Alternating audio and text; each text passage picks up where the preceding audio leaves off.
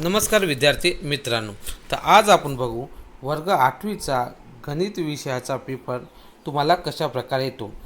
हा गणित विषयाचा पेपर द्वितीय सत्र परीक्षा म्हणजे वार्षिक परीक्षेचा आहे. हा पेपर येणार तुम्हाला 50 मार्काचा आणि वेळ राहणार 2 घंटे. त्यामध्ये प्रश्न कसे येतात हे आता आपण बघू. पहिला प्रश्न बघा, खालील दिलेली उदाहरणे सोडवा. हा आहे 10 मार्काचा. यामध्ये पहिला बघा, संख्या अक्षरात लिहा. ही जी संख्या दिलेली आहे ही तुम्हाला कशात लिहायची, अक्षरात लिहायची. याला एक गुण आहे. कोणती आहे ते 3,57,289. तुम्ही संपूर्ण याचे उत्तर दिले आहे ते इथे लिहिलेलं आहे बघा, 3,57,289. समोरचं बघा, संख्या अंकात लिहा. आता तुम्हाला अंकात लिहायची आहे, मग इथं उलटं करायचं आहे. काय, 7,03,205. मग इथं लिहिलं आहे 7 लक्ष म्हणजे 7,03,205. अशा प्रकारे हा एका मार्काचा. त्यानंतरचा बघा, संख्या विस्तारित रूपात लिहा. आता विस्तारित रूपात लिहायचे म्हणजे काय, जसं बघा इथं दिलं आहे तुम्हाला 5,19,604. मग हे 5 आहे. 5 नंतर किती नंबर राहते, 1 2 3 4 5. म्हणून या 5वर 5 झिरो आले अधिक. त्यानंतर 1 आहे. 1च्या नंतर किती नंबर राहते, 4. म्हणून 1वर झिरो आले 4. त्यानंतर 6 आहे. 6च्या नंतर किती नंबर राहतं, 2. म्हणून नाही का, सॉरी 9 आहेत. 9च्या नंतर किती नंबर राहतं, 3. म्हणून 9वर 3 झिरो आले. त्यानंतर 6च्या नंतर किती झिरो राहतं, 2. म्हणून इथं 2 आले. त्यानंतर झिरो तर काय लिहित नसतात. त्यानंतर 1 आहे. 1च्या नंतर तर कोणता नंबर नाही, म्हणून हा एकच नंबर म्हणजे कोण, 4 आलेला आहे. तर हे तर आपण 4 लिहायचं आहे. समोरचा प्रश्न काय म्हणते, बेरीज करा. किती दिली आहे, 3,714 आणि नाही का 263. याची बेरीज जर तुम्ही केली तर अशा प्रकारे बेरीज येऊन जाईल. त्यानंतर वजाबाकी करा. या संख्येतून नाही का ही संख्या काय करायची, वजा. याच्यातून ही वजा जर केली तर अशा प्रकारे तुम्हाला उत्तर येऊन जाईल. समोरचा प्रश्न आहे, गुणाकार करा. या संख्येला या संख्येने गुणायचं आहे. ते पूर्ण गुणाकार नाही का तुम्ही करून बघा. मी शॉर्टमध्ये केलं तर हे उत्तर तुमचं येऊन जाईल. तसंच बघा, भागाकार करा. काय दिलं आहे, 26,052ला भागायचं किती आहे, 13. जर तुम्ही जर भागितलं तर याचं उत्तर तुम्ही करून बघू शकता. समोरचा प्रश्न बेटा पहा, शाब्दिक उदाहरण आहे. काय म्हणते, हरीने 42 रुपये मीटर दराने 6 मीटर, म्हणजे काय, 42 रुपये दराने किती मीटर घेतलं, 6 मीटर. आणि 75 रुपये मीटर दराने किती घेतली, 4 मीटर कापड घेतले. तर त्याने एकूण किती रुपयाचे कापड खरेदी केले. इथे कापड नाव आहे ते निघून गेलं. ठीक आहे. मग काय विचारलं, 42 रुपये मीटर दराने 6 मीटर. म्हणून आपण नाही का 42ला गुणलं किती, 6 ने, तर 252 रुपये ना. तसंच काय, 75 रुपये मीटर दराने 4 मीटर. म्हणून 75ला आपण गुणलं 4ने, तर 300 रुपये आले याचा आन्सर. मग एकूण आपल्याला काय विचारलं आहे, तर किती रुपयाचे एकूण कापड खरेदी केले. म्हणून आपण एकूण रुपयाची खरेदी कापड हे पहिलं आहे 252 आणि 300. तर याचं उत्तर आहे ना 552 रुपये. समोरचा प्रश्न बघू. खालील दिलेली उदाहरणे सोडवा. 6 मार्कासाठी. आता इथं पाहिजे 2 आणि 3 आहे. मग 2 इथं गुणाकार असल्यामुळे 2 आणि 3चा गुणाकार येतो 6. त्याच्यानंतर इथं पहा, पीचा वर्ग 2, इथं पीचा वर्ग 2 आहे. गुणाकारामध्ये वर्गाची काय होत असते, बेरीज होत असते. म्हणून पीचा वर्ग 4 आला, मिळाला एक गुण. समोर बघा, आता पहा, चौकटीत योग्य पदे लिहून भागाकार पूर्ण करा. आता भागाकार करायचा आहे. -45 एक्सच्या वर्गाला -5 वर्गाने का भागायचा. मग याला जर तुम्ही 9 जर गुणलं तर तुमचं येणार -45 एक्स स्क्वेअर. म्हणून इथं आलं उत्तर 9 आणि इथं आलं -45 एक्स स्क्वेअर. बाकी किती आली, 0. समोरचा प्रश्न बघा, काय म्हणते, भागाकार व बाकी लिहा. हे काय करायचे, या संख्येला याने भागायचं आणि भागाकाराने बाकी लिहायची. तर बघा, या संख्येला याने भागितलं तर हे येईल तुमचा भागाकार, हे येईल तुमची बाकी 0. समोरचा प्रश्न 5वा काय म्हणते, खालील दिलेली उदाहरणे सोडवा. किती मार्क आहे, 5 गुणाचा आहे. जसं दिला एका संख्येची 12 पट, म्हणजे कोणती तरी संख्या घ्यायची 12 पट. जसं तुम्हाला इथे एक संख्या दिली त्याची 12 पट आहे, म्हणून इथं गुणलं किती, 12 पट. ही त्या संख्येपेक्षा 2ने मोठ्या संख्येची 8 पट. आता या संख्येने 2ने मोठी संख्या म्हणजे कोणती दिली आहे आपल्याला, x + 2 म्हणजे x + 2 च्या किती आहे, 8 पट. म्हणून नाही का इथं याला गुणलं किती, 8ने असल्यास ती संख्या कोणती, तर ती संख्या सांगायची आहे. मग 16 आहे, 12 × x 12x आता या 8नं जर गुणलं तर 8 गुणले एक्स 8x, 8 गुणले 2 16.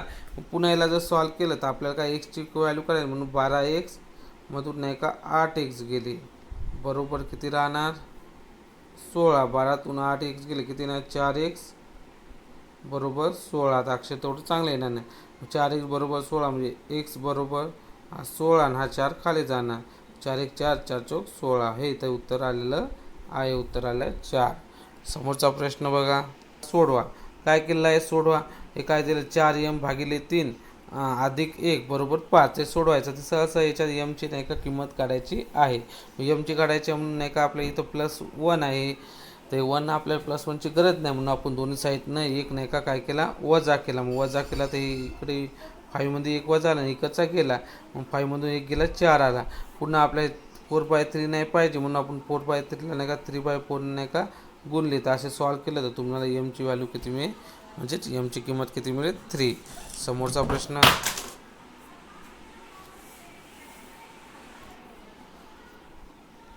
बघा ते एका संख्येची निमपट त्या संख्येपेक्षा 3ने कमी आहे. निमपट म्हणजे अर्धी त्या संख्येपेक्षा 3ने कमी आहे. तर लक्षात ठेवा संख्या 6 आहे, त्याची अर्धी जर केली 6ची अर्धी किती येते 3, म्हणजे 6तून 3 गेले उत्तर किती आलं 3ने. बरोबर आहे. एका संख्येची निमपट ही त्या संख्येपेक्षा 3ने कमी आहे. 3नेच कमी आहे, उत्तर आलं 3ने. तर त्या संख्येची दुप्पट किती, ती संख्या कोणती होती 6, 6च्या दुप्पट किती ना 12. याचं उत्तर आलं. समोरचा प्रश्न बघा, कोणत्या पर्यायातील त्रिकोण कर्णभुजा कसोटीनुसार एकरूप आहे. आता कर्णभुजा कसोटीला नाही का तुम्हाला माहीत आहे 2 कोण कसे राहतात 90चे असतात, म्हणजे हे आहे आणि हे आहे, त्यामुळे आणि एक बाजू समान पण आहे, त्यामुळे याचं उत्तर आहे ना हा. समोरचा प्रश्न, तर काय म्हणते ABC आणि PQR यांच्या शिरोबिंदूची संगती लिहा. आता याच्या शिरोबिंदूची तुम्हाला नाही का संगती लिहायची आहे. तर इथे अशा प्रकारे मी तुम्हाला लिहून दिलेली आहे. 3ला 3 मार्क्स. समोरचा प्रश्न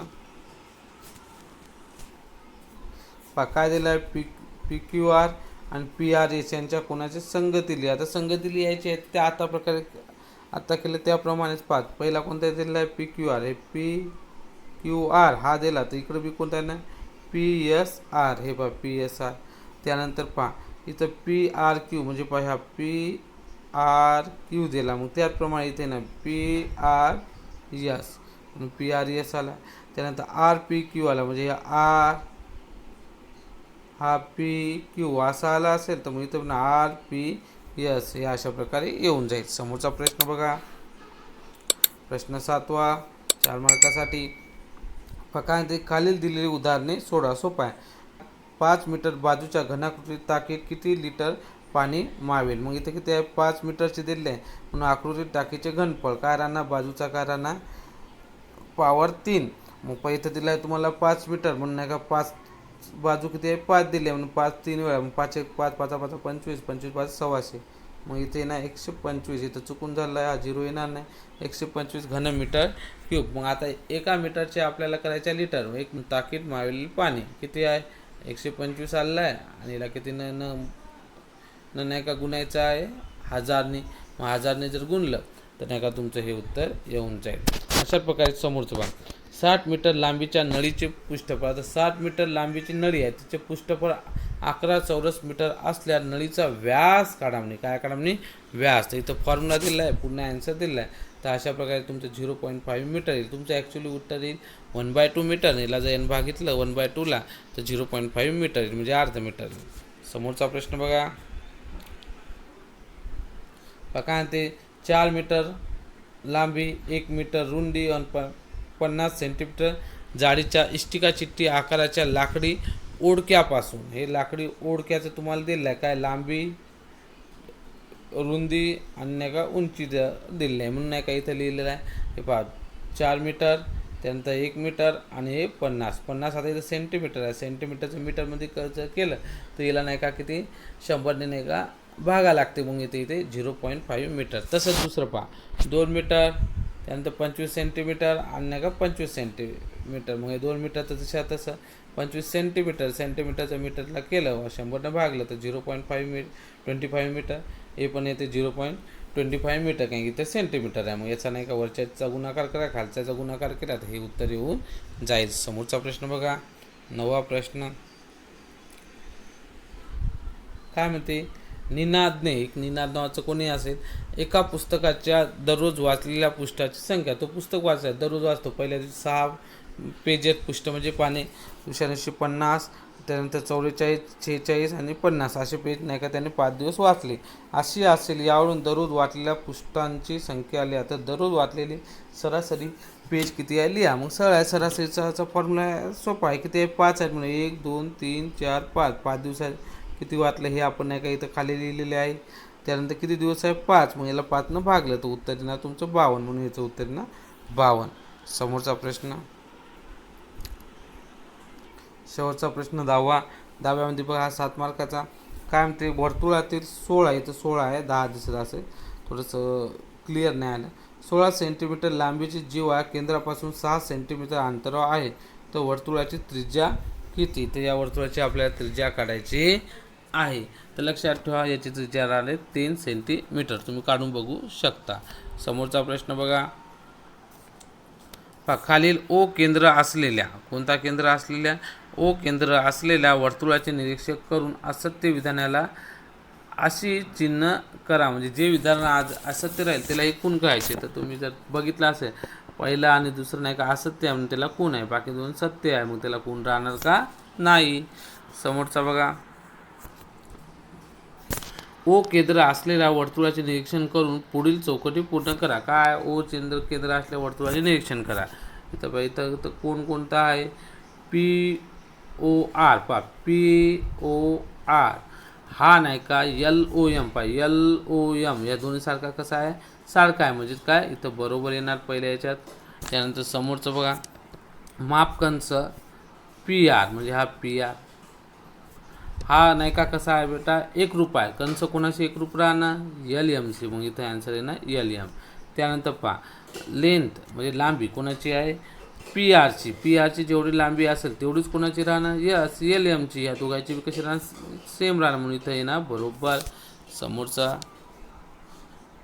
शेवटचा प्रश्न पहा, 12.5 सेंटीमीटर त्रिज्येचा वर्तुळास 20 सेंटीमीटर लांबीची जीवा केंद्रापासून किती दूर असेल.